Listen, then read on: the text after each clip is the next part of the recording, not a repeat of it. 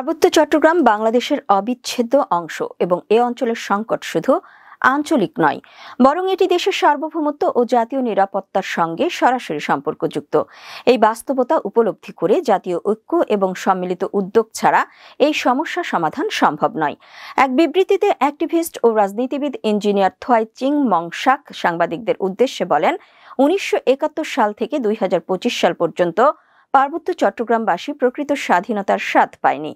ভারতের দখলবাদী নীতির ছায়ায় একটি গোষ্ঠী বরাবরই বাংলাদেশের সার্বভৌমত্বকে অস্বীকার করে এসেছে।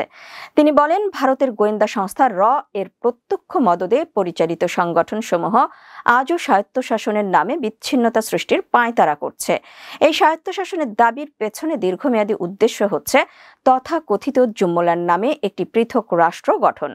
ইঞ্জিনিয়ার শাক আরও বলেন, আজও পাহাড়ে ৫ থেকে ৬টি সশস্ত্র সন্ত্রাসী সংগঠন অস্ত্র নিয়ে খুন, চাঁদাবাজি, অপহরণ চালিয়ে যাচ্ছে। জেএসএস, ইউপিডিএফ, কেএনএফ সহ বিভিন্ন সন্ত্রাসী সংগঠন পাহাড়ে চাঁদার টাকায় রাজত্ব কায়েম করেছে। তার অভিযোগ, সরকারের জাতীয় ঐক্যমত্য কমিশন একটি অনিবন্ধিত, অবৈধ ও সশস্ত্র সংগঠন ইউপিডিএফ এর সঙ্গে বৈঠকে বসছে, যা সরাসরি রাষ্ট্রের বিরুদ্ধে ষড়যন্ত্রে পরিণত হয়েছে।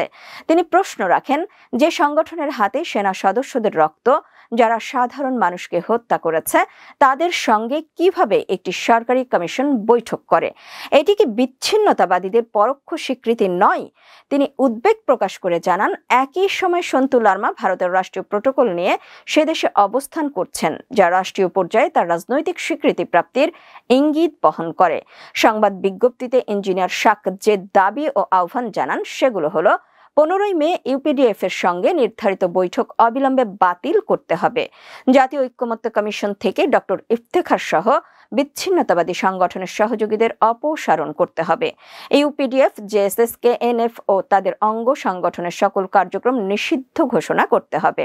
সন্ত্রাসী চাঁদাবাজদের বিরুদ্ধে আইনি পদক্ষেপ নিতে হবে এবং রাষ্ট্রদ্রোহী সন্তু লারমার প্রোটোকল প্রাপ্ত অবস্থান বাতিল করে তার ষড়যন্ত্রমূলক তৎপরতা বন্ধ করতে হবে। পরিশেষে তিনি আহ্বান জানান, স্বায়ত্তশাসনের নামে অন্য কোনো রাষ্ট্র গঠনের স্বপ্ন বাংলার মাটিতে কখনো যেন বাস্তবায়ন করতে দেয়া না হয়। পার্বত্য চট্টগ্রাম চিরকালই বাংলাদেশের অবিচ্ছেদ্য অংশ ছিল, আছে এবং থাকবে।